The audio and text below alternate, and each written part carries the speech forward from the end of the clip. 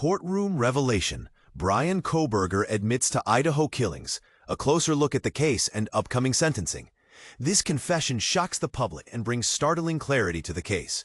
Bryan Kohberger has admitted his involvement in the tragic 2022 murder case involving the 4 University of Idaho students, Kaylee Goncalves, Madison Mogen, Xana Kernodle, and Ethan Chapin.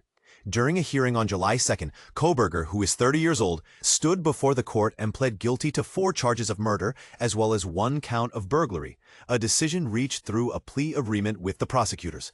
Under oath, Kohberger confirmed that the acts were premeditated.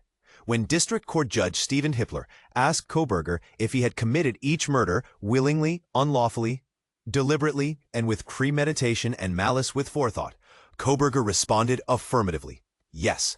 This response was interpreted by Judge Hippler as a clear admission of the crimes, giving the court the necessary factual basis to formally record his guilty plea.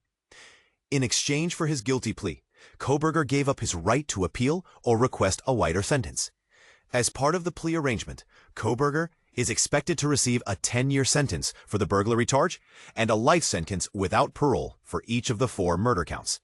However, it's important to note that Judge Hippler is not obligated to follow the plea agreement.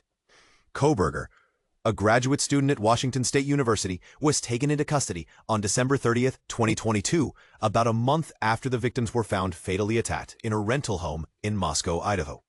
Investigators were able to connect Kohberger to the crime through a combination of cell phone records and DNA found on a knife sheath at the crime scene. But here's where it gets controversial.